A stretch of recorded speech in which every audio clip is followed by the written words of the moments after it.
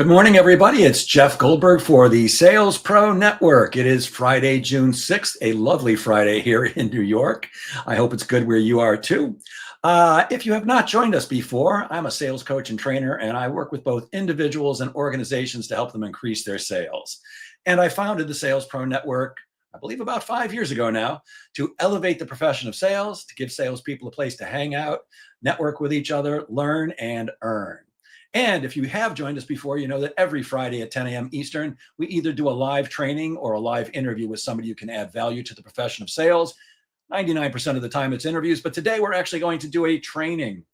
The training I'm going to give you today is on a topic that I think is crucial, and it's pipeline management.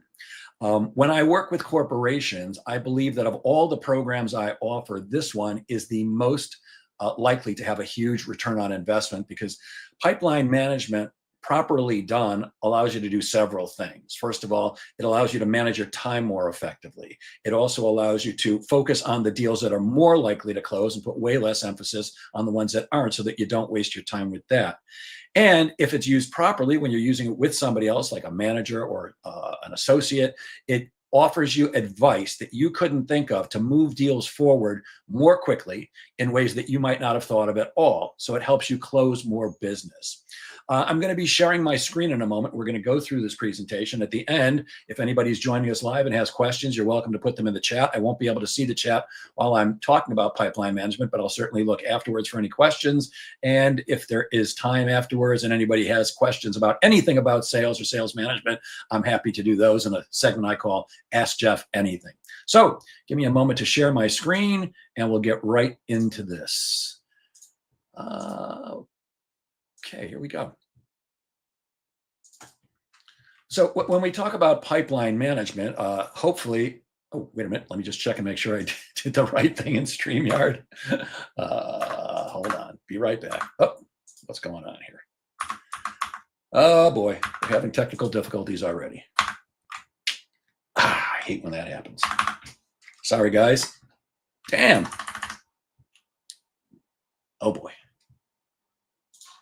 Okay, let's try that again. Okay, now we should be able to show the screen properly. And yeah, let's try this again. Well, that's not doing it. Oh, I always say technology is great when it works. Why is this not working for you guys? Hold on. Oh, I think I see why. Turn that off. Let's go back. There we go. Okay, so now I think you should be able to see everything properly. When we're talking about the pipeline, we're talking about all the deals you're currently working on, not deals that you want to become, that you want to put into the pipeline later on, that you want to work on. These are deals that you're actively working on. And what you have to have is some methodology for figuring out what's the likelihood that a deal is going to close. Because the more likely a deal is to close, the closer it is to closing itself or being closed, the less you actually have to do. But before that, there are different things that you have to consider, different advice that you're going to need in order to close things quicker. So it's important to be able to identify the stages of the sale, or the percentage of likelihood that a deal is going to close. And the most important definition is, how do we define when something excuse me, has a 50% chance of closing, 50%. On the left side of the pipeline management system, you've got 0% of closing. And on the right side, of course, you've got 100%, which means closed. And of course, in the middle, it's 50%, meaning a deal has a 50% chance of closing. So you've got to know certain criteria. You have to have definitions for how do you define when somebody has a 50% chance of closing, or when a deal has a 50% chance of closing. I say there are several criteria that are important. By the way, I should acknowledge, I did not invent this system. I wish I did. It's brilliant. My ex-boss, Steve Schiffman, did, and I think it's just fantastic. It's again, one of the greatest things you can possibly use in order to move faster, get rid of deals that are really not going to close, and just close more business. So in order to consider somebody having a 50% chance of closing, first of all, you've got to be presenting to the right person or the right people. And if you don't know who the right person is or the right people are, I'm here to tell you that it's the decision maker. If you're not presenting to a decision maker, then you can't say a deal has a 50% chance of closing. And when you're presenting to the right person or people, you have to have had enough conversations, and that could be one or it could be 12, where enough information was gathered so that you can put together a proposal. If you've asked enough questions and gotten enough information and you're speaking to the right person, a decision maker, then we'll say that a deal has a 50-50 chance of closing. We also have to be presenting the right proposal or the right solution for them. And the question I get asked quite often is, well, Jeff, how do we know if it's the right proposal? Well, as far as I'm concerned, the only way we know that a proposal is the right proposal for a prospect is if the prospect acknowledges that it's the right proposal. In other words, you've shared your ideas with them. You've shared your proposal with your prospect, and they've indicated that this looks good to them. This may not be the final deal that you end up with. There still might be things to negotiate or change or edit, but you're pretty much on target. And they've nodded their heads and said, yeah, this is pretty much what we're looking for. It could be exactly what they're looking for, or it could be close. But unless you've shared your ideas with your prospect, that means you believe that your proposal is the right proposal. Why would you put together a proposal if you didn't think it was the right proposal? Well, of course you wouldn't. But it doesn't matter if we think it's the right proposal. What counts is, does the prospect think it's the right proposal? So we've got to be talking to the right person or the right people, and we have to present them with the right solution, which means they've seen it and they've acknowledged that it is the right thing for them. We also have to have the right price. And again, just like with a proposal, we always think our price is right when we propose it, but it doesn't matter if we think it's right. It matters if the prospect thinks it right. And we can't say that a deal has a 50-50 chance of closing unless you've shared your pricing, your rate, your term, the investment, whatever you want to call it, with your prospect, and they've indicated either that that's the right number or at least that you're very close. And I'll give you an example. If I'm going to propose a $50,000 proposal to a company for ongoing training, and I'm speaking to a vice president of sales, and I say, well, for all that we've been talking about, the investment is just $50,000. And my prospect goes, oh, Jesus Christmas. I always have the same joke, which is too low. And they always laugh and go, no, too high. And then the question is, how too high am I? Because between what you are asking for and what they feel is reasonable, there could be a very small gap, or there could be a very large gap. So if I've said to somebody, the investment's going to be 50,000, and they choke, and I say, well, what were you thinking? And they go, I was thinking more like 5,000. There's no room between 5,000 and 50,000. There's no play there. So that's not a 50% chance of closing.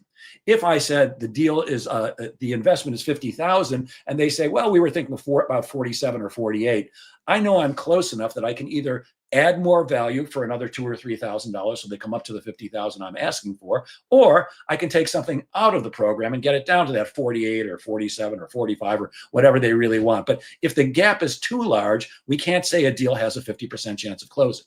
So we're talking to the right person. We've presented our proposal, and they've indicated that it's what they're looking for. And we've shared our fees with them, and they've indicated that we're either on target or very, very close. We also have to have a decision date. When will you give me a decision? If you don't know when your prospect's going to give you a decision and a delivery time frame, then again, the deal does not have a 50% chance of closing. By the way, not like a bad thing, just like an accurate thing. Maybe it has a 20% chance of closing or a 30% chance of closing, but we don't say it has a 50% chance of closing unless we're presenting to the right people with the right proposal, with the right pricing, and a decision date. And the sale has to occur within your average sales cycle. Now, if you're not familiar with your average sales cycle, this would be a good time to start figuring out what that is. Your sales cycle is how long it takes you from the time you first meet with somebody, whether it's on the phone, via Zoom, in person, or any other way, till the deal closes. And that could be a day, it could be a week, it could be years. There's no right sales cycle as far as I'm concerned, but you need to know what your average sales cycle is. And the reason for that, the reason why this is so crucial is because anything that exceeds your average sales cycle has a statistically lower chance of closing. I'll say that again because it's a mouthful. Anything that exceeds your average sales cycle has a statistically lower chance of closing. For example, when I'm selling sales training, and that's one of the things I offer, but in that particular instance, when I'm selling sales training to a corporation or a business, the average sales cycle is 8 weeks. Now, I've closed a few in one meeting, very rare. My longest one took me 5.5 years to close. That's also very rare, but my average is 8 weeks. How do I know that? Because I've tracked it over time. I've tracked the number of deals I've closed by the total amount of weeks or time it took me to close them, and divided the time by the number of deals. And that gives me your average sales cycle. And again, mine is 8 weeks. Now, why is this important to know, your average sales cycle? Because again, anything that exceeds your average sales cycle has a statistically lower chance of closing. So in my world, if a deal's in those first 8 weeks, it has a chance of closing. When we get to 9 weeks, the deal does not look as good. It still may close, but the chances are not as likely. And by the way, the further you exceed your average sales cycle, the worse your chances get. So in my world of an 8-week sales cycle, 9 weeks is not great, 10 weeks is worse, 40 weeks is worse, and 100 weeks is worse. That doesn't mean after 2 years, somebody won't decide to do business with me, but it just means it's less likely. Why is that important for you? Because from a time management standpoint, you want to focus your time, attention, and effort on the deals that are most likely to close, and pay way less time and attention and effort and put in effort to deals that are less likely to close. So I'm always going to work much harder in a deal that's at 7 weeks than ones that's at 30 weeks. Just makes sense. So the deal has to be occurring within your average sales cycle. And finally, you have to have what's called a be nasty, a best next action step towards yes. This is truly one of the most important things you can do if you want to shorten your sales cycle and close more business because you're working with interested prospects. The best next action step philosophy simply says that you never leave a meeting or a phone call without setting up the next meeting or phone call right then and there. You never leave a meeting or a phone call without arranging the next meeting or phone call right then and there.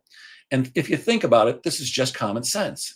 If you do not end a meeting by getting your next meeting, and you're going to have to meet with that person again, then what happens is you leave their office, you do whatever you have to do, and then you reach out to them again to set that next meeting. You call them, you email them, you DM them on LinkedIn, or you text them. Whatever way you're going to reach out to them, you reach out to them to try to set that next meeting. Do they always pick up the phone, answer your email, answer your text immediately? Not in the real world, they don't. Sometimes they do, but often they don't. So what happens is we tend to play a lot of back and forth, a lot of phone tag, a lot of emails that go back and forth, just trying to set up that next meeting. And you could waste days, weeks, even sometimes months just trying to get that next meeting. Whereas if you set that best next action step towards yes, if you be nasty each and every time, then you're going to shorten your sales cycle because you're not chasing people. You're not getting ghosted, at least.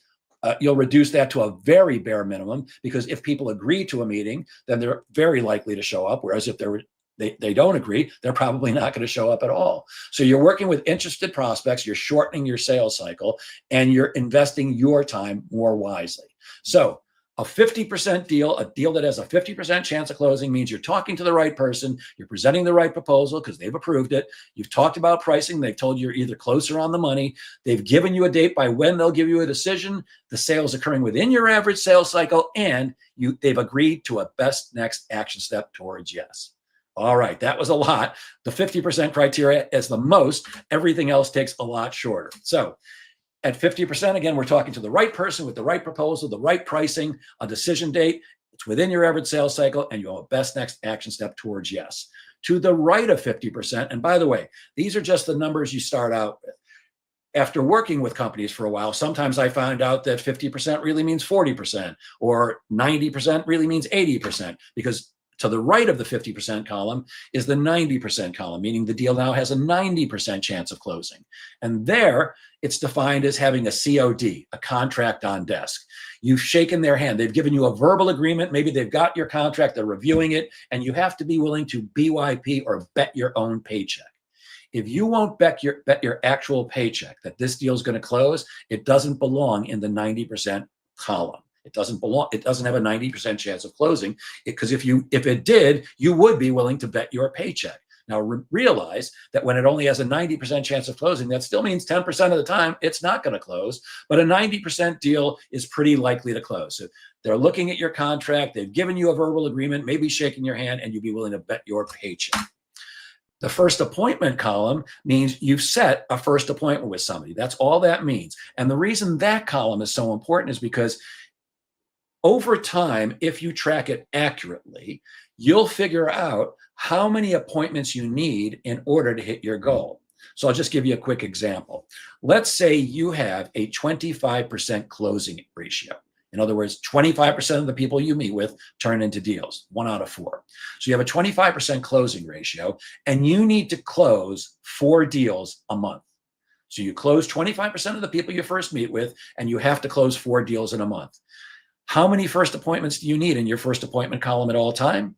Well, if the answer you gave was 16, you're absolutely right. Because remember, you need to close 4 deals in the month, but you only close 25% of the people you meet with. So you need to have 16 appointments in your first appointment column at all time. This is so valuable for a salesperson because when you look at your first appointment column, and by the way, I'm going to show you a spreadsheet that does this. Most CRMs, you can enter this type of a program into. Some even have it already set up for you, sometimes with different numbers, but I know Salesforce has it set up. I happen to use something called Pipedrive, which does this beautifully. But you have to make sure at all times that you've got enough first appointments, because anytime that you don't, it means that somewhere down the line, you're not going to be able to close enough business. So from a standpoint of achieving or exceeding your goals, knowing how many first appointments you've got at all times is crucial. To the right of the first appointment column and before the 50% column, there's a 25% column, meaning the deal has a 25% chance of closing. And that's what we'll call a holding pattern. It means you've had that first appointment with somebody, but 1 or more of the 50% criteria are missing. So you've met with them at least once, and you're talking to the right person, and you have the right proposal, but maybe you didn't discuss pricing yet, or you discussed pricing, but they didn't give you a decision date yet. So we can't say it's at 50%. So we put that at 25%. The last column is the fallback column. It's actually the first column all the way on the left. And this is an important column too, and it's a column that most salespeople hate. Anytime, by using this system, anytime that you don't have a best next action step towards yes, in other words, the prospect has agreed to meet with you again, you put the deal in the fallback column. Now, salespeople don't like this because in fallback, we say the deal has a 0% chance of closing. In the real world, the deal may still have a chance of closing. It could be 10% or 60% or something else, but we don't know that because the prospect has not agreed to meet with us again. And it's usually going to be pretty hard to close a deal if you can't talk to your prospect. I live in the real world, so I know sometimes people sit with your contract for a while and then it appears out of nowhere. A signed purchase order or a signed contract appears out of nowhere, but typically it doesn't. And I want you to use a system like this, whether you're using Schiffman's system or one that you have on your own, to make sure that you're focused on the deals that are most likely to close and not paying much attention to the ones that aren't. And when something's at fallback, meaning you don't have another meeting with them, it's pretty unlikely that it's going to close. So that's what the system looks like. You have to also be aware that the 25, the 50, and the 90% columns, or whatever numbers you put in there, those are what are called the active columns. And we want as much as possible to be in the active columns. Remember that sometimes we identify a contact as a prospect, but if we don't have a best next action step towards yes with that person, then the prospect is not really a prospect. In other words, a prospect is only a prospect if we've had at least one meeting or conversation where substantial information was exchanged. We're moving through the sales process towards a close, and we have a definite best next action step towards yes with a specific date and time. We have a definite appointment to meet with them to do something, usually continue the conversation, give a demo, share ideas that will eventually move the sale towards close. We want to constantly be moving prospects forward towards close. The be nasty, the best next action step towards yes, it is absolutely crucial. And remember, a prospect is only a prospect if you've met with them at least once, you're moving forward through the sales process, and you have a definite best next action step towards yes with a specific date and time to do something that will eventually move the sale towards close. And that means the person you're dealing with or the people you're dealing with are actively involved in the possibility of doing business with you. And we know that they're actively involved because they're agreeing to meet with you again. The question I often ask audiences is, how do you know if you've had a good meeting versus a bad meeting? How do you know if the meeting that you took with somebody is good, or that they agreed to meet with you and it was a good meeting? Well, here's how I say you have a good meeting. The only meeting that's a good meeting ends with a best next action step. In other words, a good meeting ends with a setup for a next meeting. Anytime you do not have a next meeting set, I say your meeting did not go very well at all. You might have gathered a bunch of information, but if they won't agree to meet with you again, what they're telling you is, I'm not interested, at least not right now. The other thing to understand is prospects use a lot of different words and say no in a lot of different ways. And most salespeople, in my experience, hate the word no. I'm the opposite. I love no. Don't get me wrong. I like yes better, but I love the word no. No allows me to put more time and attention on the deals that are actually still possible. No doesn't waste my time. Everything other than yes or no does waste my time. I have to talk to my partner. I have to take it to the committee. I have to think it over. All those are not useful to me at all as a salesperson. I make it very, very easy for people to say yes to me. I make it just as easy for people to say no. I make it challenging for people to say anything other than yes or no, because successful sellers, they invest the most amount of time with prospects who are actually prospects. In other words, they're actively engaged and they're giving you best next action step towards yes. And you minimize the time or completely eliminate the time with people who won't. In my company, I don't waste any time with people who are not going to be decision makers. I only talk to decision makers. And if you won't give me a next step, I'm going to lose interest in you pretty quickly. Now, I own my own company and can do whatever I want. You may have a boss that makes you follow up on everything forever. But I think that rather than following up on every crappy lead and every crappy deal, that you're better off looking for better leads and better prospects and focusing your time and attention on them. That's how you make more money, and that's how you close more business. So in pipeline management, and any good pipeline management system, you want to make sure that you're implementing actions and doing things that will move each prospect towards that closed column as quickly as possible. You want to make sure that you're working with enough real prospects. And the reason that real is bolded on this slide is because I'm talking about real prospects that you have a best next action step with. And you always have to make sure you're working with enough of those prospects to be successful based on your personal closing ratio, your average dollar volume per sale, and your commission rate. And you have to constantly add enough new prospects to support your goals. So in the set example I gave you earlier, where we needed 16 new appointments at all times, 16 first appointment set at all time in order to achieve your goals, if at some point you go, oh, I've only got 13, you got to add 3 new prospects minimum to make sure that you are going to achieve your goals. And remember that time kills all deals. The longer a deal takes to close, the less likely it is to close. Now, I am aware that in some industries like software, enterprise software sometimes takes 16, 18 months, even 2 years to close. If that is your average sales cycle, then I'm not concerned. But for most of us, the longer the deal takes, the less likely it is to close. And you need to know how long, for you personally, should a deal stay at any particular average. Excuse me 1 second, because we got a lot of noise here. There we go. Sorry, I had neighbors talking right outside my window. I don't know if you guys could hear them, but it was in one ear and out the other. At any rate, you have to know how long you should personally be at each stage, because this pipeline management system is time sensitive. So in my world, this is not the right thing. This is just how long it takes me. Again, I have an 8-week sales cycle when I'm selling sales training. So if somebody is at the 25% level for more than 3 weeks, something's wrong. It means I don't have a best next action step with them, probably, because if you've met with me and you're interested, I've gathered some information. Maybe I didn't give you my final proposal. Maybe it's a first meeting. First meeting, I have not presented my proposal to you yet. So it's fine for somebody to be at 25%. But if they sit there for more than 3 weeks, something's wrong.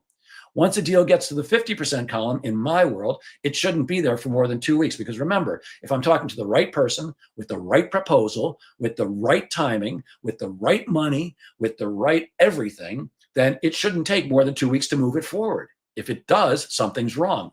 And then finally at 90%, again, it shouldn't take more than 3 weeks. So if you add up those last numbers, the 3, the 2, and the 3, there's my 8-week sales cycle.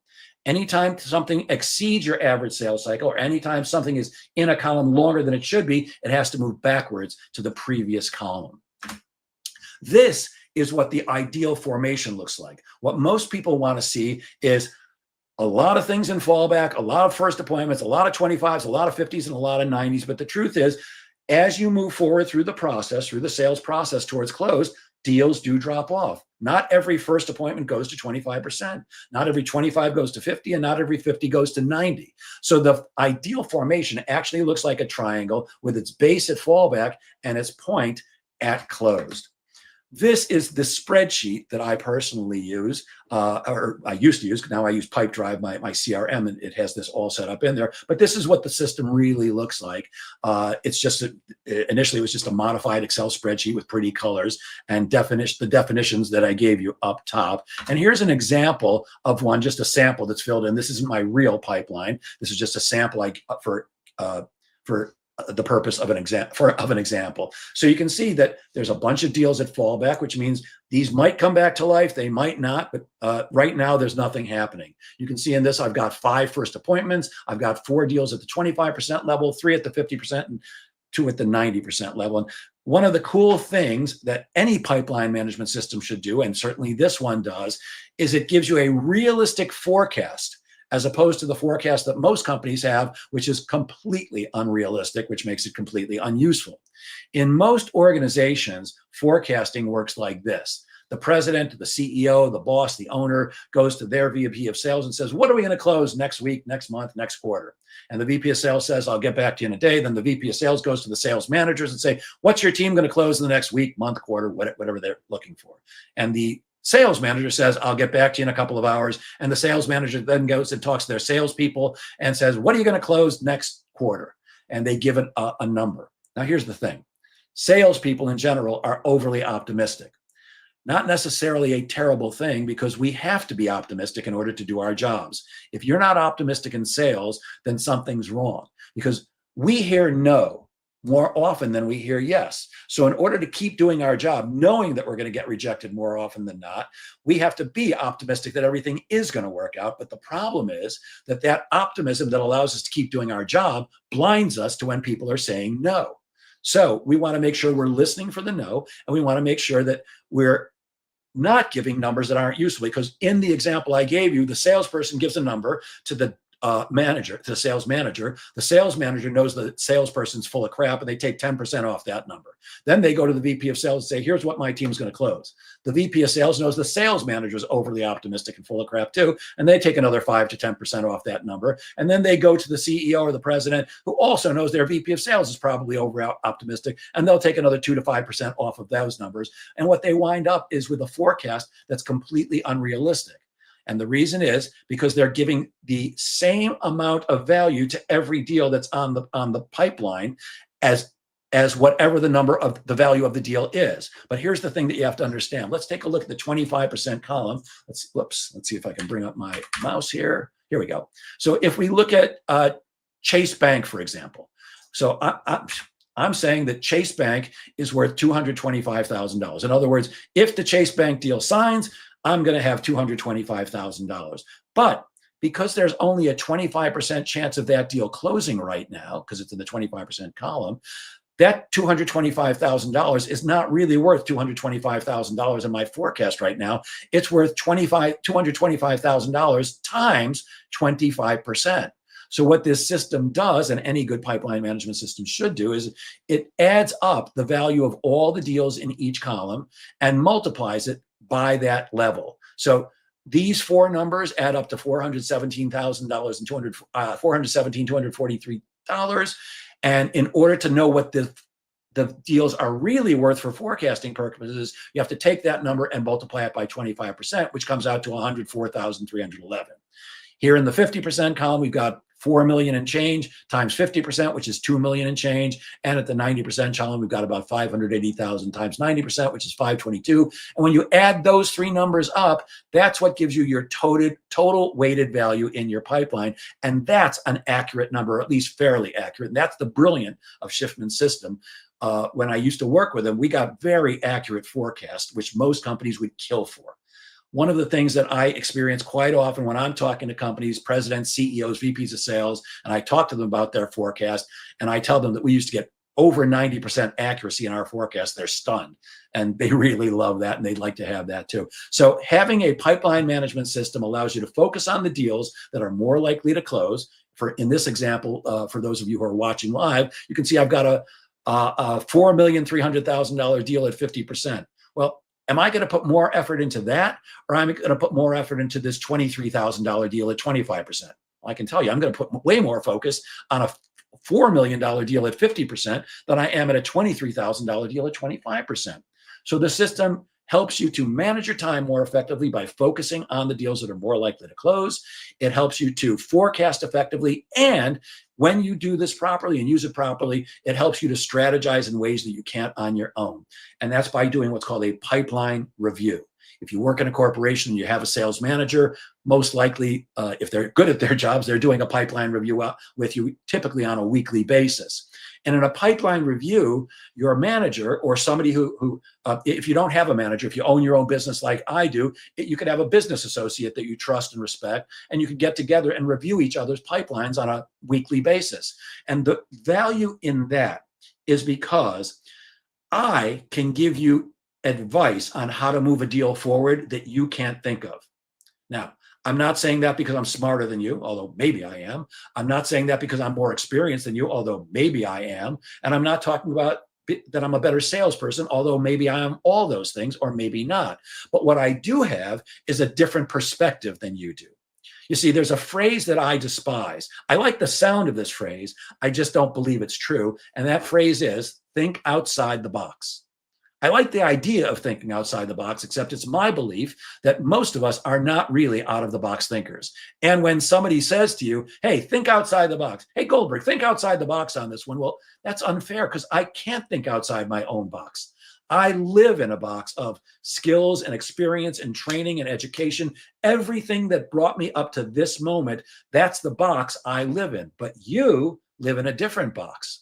You have different skills and different experience and different education and different training. So you can look at my deals, even though I am a professional sales trainer and a sales expert, you can look at my deals and possibly come up with ideas for moving them forward that I couldn't think of because they're outside my box. And my favorite example is when I first joined the company that came up with this system, I was out with the lead trainer, watching him train this particular program. And one of the things that we used to do was call people up to the front of the room and actually analyze the deals that they're working on and ask them questions about them and then offer advice. And I was brand new with the company and just sitting on the side and taking notes and learning how to do my future job. And this gentleman called a salesperson up to the front of the room. He was talking about a particular deal with him. He said, well, okay, great. All sounds good. What are you going to do next? And the salesperson, this is a guy who sold advertising, told him what he was going to do next. And my mentor said to him, and I'll never forget this, he goes, well, you could do that, but what about if you invite a happy customer out to lunch with your prospect and you let the happy customer say nice things to your prospect about you? In other words, let the happy customer do the selling for you.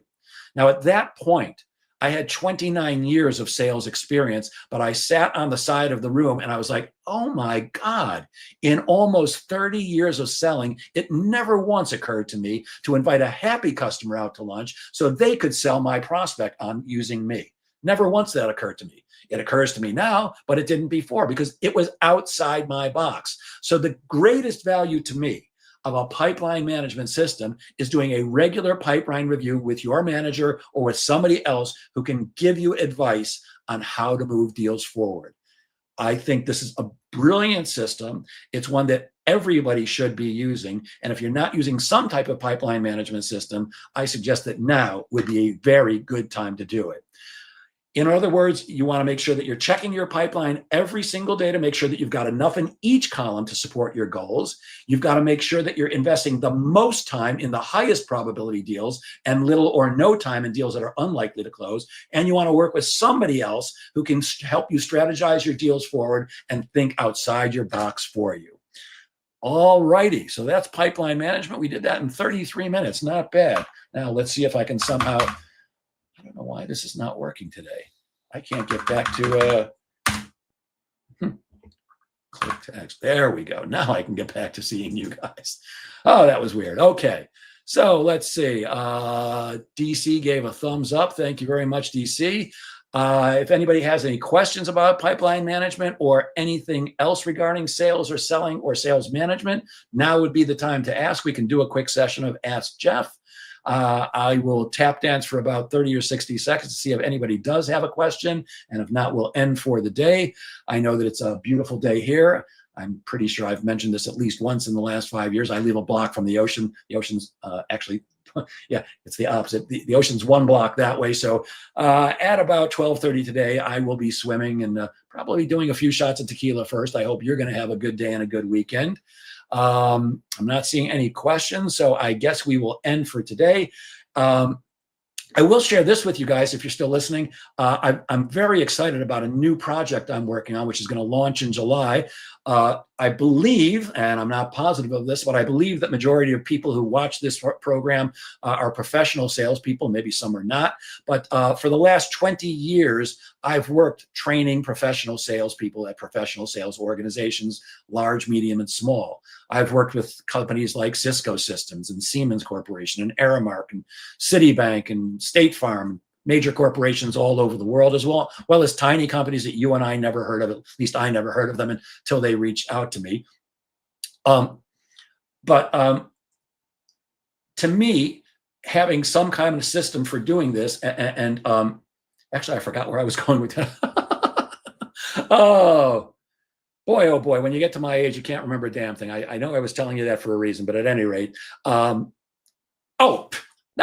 boy, I do remember. Here's why I'm so excited, because I've been working with professional salespeople at professional organizations, but I believe there's a huge need for what I call non-professional salespeople to learn how to sell. And I define a non-professional salesperson as somebody who has to sell as part of their job, but they don't consider themselves a professional salesperson. In fact, these people often despise selling. They think it's sleazy. They don't want to be pushy. They don't want to lie. They don't want to cheat. They don't want to steal. They think you have to be aggressive.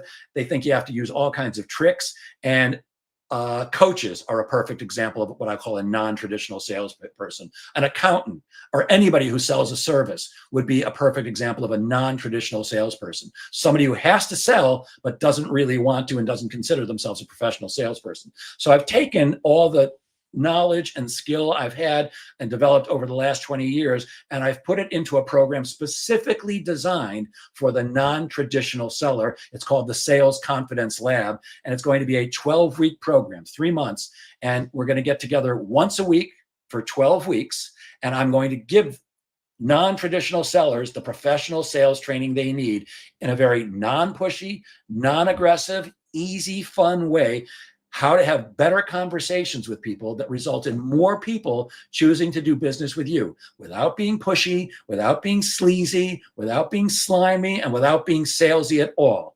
I'm going to teach non-traditional sellers how to have better conversations that result in more closed business over 12 weeks. In 3 short months, the attendees in this program, and it's going to be limited to just 99 people at a time. It's going to be done via Zoom. I'm going to be including training. There's going to be coaching. There's going to be role playing. There's going to be accountability. Everybody's going to have an accountability partner during these 12 weeks that they're going to talk to on a regular basis to hold them accountable. So this program is only for people who are truly ready to make a shift in their sales, even though they're not a traditional salesperson. Somebody who knows I'm going to use a coach because that's a perfect example. Somebody who knows they're a great, for example, a relationship coach or a diet coach or a transformational coach or whatever. Somebody who's great at that. They know they can cause magnificent, life-changing results in their clients, but they can't sell anybody. Nobody's doing business with them. And it's typically because they've got a bunch of head trash about selling and nobody's ever taught them step by step how to close a deal. So that's what the Sales Confidence Lab is going to be all about. I'm really excited about that. I'll be promoting that shortly on LinkedIn, on Facebook, and other places. If you know anybody who's interested in that, they can certainly reach out to me directly. We're not taking registrations yet, but we will be soon. If anybody has any questions about that or anything else, you're always welcome to contact me at jeff@jgsalespro.com. And since I'm not seeing any questions, I will end as I always do. Gang, please remember that sales is a game of making things happen. Get out there and make sales happen. Have a great weekend, everybody. See you soon.